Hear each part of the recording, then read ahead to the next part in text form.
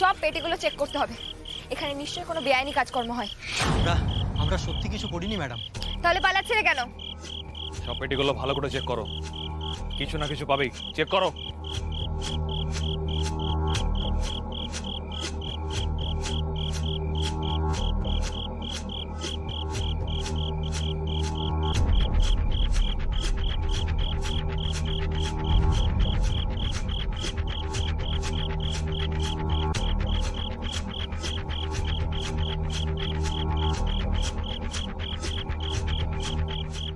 কিছু নেই স্যার, শুধু মাছ।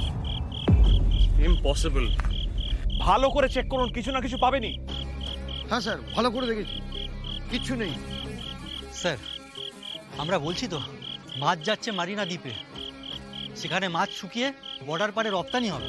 একটা কাজ করুন, কাউকে অ্যারেস্ট করার দরকার নেই। দেখো, তোমাদেরকে ছেড়ে দেওয়া হবে যদি তোমরা সত্যি কথা বলো। এবার বলো, আমাদেরকে দেখে তোমরা পালাচ্ছিলে কেন? ভয়ে স্যার, ভয়ে। পুলিশে ছুলে 18 ঘা। আপনারা স্যার যেভাবে ধেয়ে আসছিলেন, আমাদেরকে ঘিরে ধরলেন, আমরা ভাবলাম যদি আমাদের ধরে জেলে ঢুকিয়ে দেন। আমি মোহনাপুরা জেলে বস্তিতে গিয়েছিলাম, সেখানে একজন মেয়ে ছেলে পালাচ্ছিল, সেই আমাকে খবর দিল মোহনাপুরার এই জায়গায় আজ বাচ্চাদের পাচার করা হবে মোরিঙ্গা দ্বীপে। কে তুমি? পালাচ্ছ কেন? আগে তো কখনো এখানে দেখিনি। ওরা আমায় মারতে আসছে, রাস্তা ছাড়ুন, আমায় যেতে দিন। আমি ওদের সব কথা শুনে ফেলেছি। কি কথা?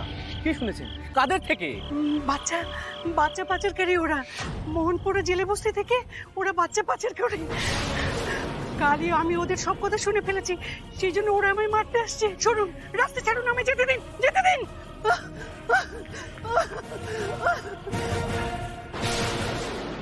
আমি সেই শুনে খবরটা দিয়েছিলাম স্যার। আর মেয়েটা যেভাবে ভয় পেয়ে পালাচ্ছিল, আমার মনে হয়েছিল ঠিক কথাই বলছে। এখন তো মনে হচ্ছে এখানে আসাটাই বেকার হয়ে গেল। দাদা ভাই, আমাদের কেউ ফাঁদে ফেলছে না তো? ফাঁদ? হ্যাঁ দাদা ভাই, হয়তো কেউ আমাদের বোকা বানাতে চাইছে। হয়তো সে জেনে গিয়েছে যে আমরা মোরিঙ্গা দ্বীপে যেতে চাইছি, তাই বিভ্রান্ত করার জন্য আমাদের এখানে এনেছে। জানি না ফুলকি, এখন তো মনে হচ্ছে এটা ট্র্যাপই। আমাদের মিসলিড করা হয়েছে যাতে আমাদের ডাইভার্ট করা যায়। আচ্ছা বাপিদা, ওই মহিলার সঙ্গে তোমার কোথায় দেখা হয়েছিল? মানে খবরটা কোথায় দিয়েছিল, সেখানে নিয়ে যেতে পারবে? হ্যাঁ ম্যাডাম, নিশ্চয়ই পারবো। তাহলে আমার মনে হয় এখানে আর বেশি দেরি না করে আমাদের ওখানেই যাওয়া উচিত। দাদা ভাই চলো।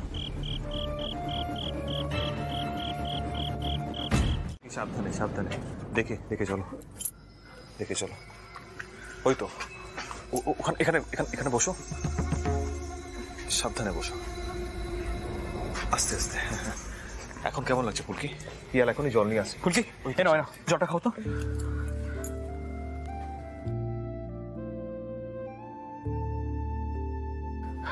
অংশুদা, ফুলকি দুদিন ধরে কিচ্ছু খায়নি।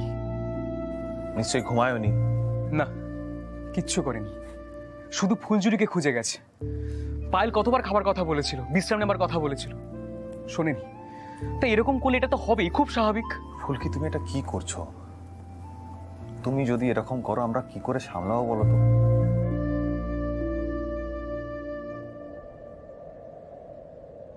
ওটা কি লেখা? হ্যাঁ, কি লেখা আছে ওটা? আমি দেখছি।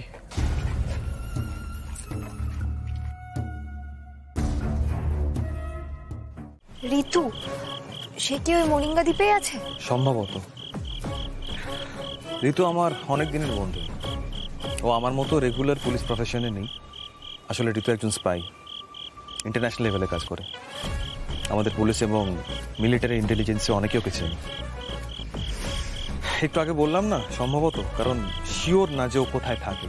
আসলে কখন কি ছদ্মবেশে কোথায় থাকে একমাত্র ওই জানে, অন্য কারো পক্ষে সেটা জানা সম্ভব নয়। ফুলকি, আমি যা লাস্ট আপডেট পেয়েছি, ঋতু এই মোরিঙ্গা দ্বীপে আছে। কেন দাদা ভাই, ওখানে কি কোনো অপরাধমূলক কাজকর্মের খবর পেয়ে তদন্ত করছে? নিশ্চয়ই সেটাই হবে ফুলকি। কিন্তু কি বলতো, এখন অবধি না, মানে এই বিষয় নিয়ে কোনো কংক্রিট ইনফরমেশন কিন্তু পুলিশের কাছে নেই। এনিওয়ে, আমি শিওর ও পরিচয় গোপন করে এখানে আছে, নিশ্চয়ই নিজের আসল নামে এখানে থাকবে না। দাদা ভাই, তাহলে সে আমাকে কি করে সাহায্য করবে? মানে আমি তাকে কি করে চিনব? ঋতুর পায়ে একসময় একটা উল্কি ছিল, পার্মানেন্ট ট্যাটু, একটা অ্যারো। উল কি? সে তো উঠিয়েও দেওয়া যায়। হয়তো ওঠাবে না, কারণ ওটাও ইচ্ছা করে করেছিল, মনে করাতে যে ওর আসল কাজ হচ্ছে লক্ষ্যভেদ করা। আর যদি কোনোদিনও কারো ওকে খোঁজ করার ইচ্ছে হয়, প্রয়োজন হয়, তাহলে সেটা দিয়ে যেন চিহ্নিত করা যায়। কোনো ছবি নেই দাদা ভাই? তাহলে খুব সহজ হয়ে যেত চেনাটা। বলকি এই ধরনের যারা হাই রিস্ক কাজের সঙ্গে যুক্ত, তোমার কি মনে হয় তারা নিজেদের অন রেকর্ড ইনফরমেশন রাখতে চাইবে? এই ধরনের মানুষেরা আড়ালে থাকতে চায়। কোনো ছবি তো ওর নেই। ইনফ্যাক্ট ওকে আসলে কেমন দেখতে সেটা ভালো করে কারণই মনে নেই। এতগুলো ছদ্মবেশ, এতগুলো অপারেশন।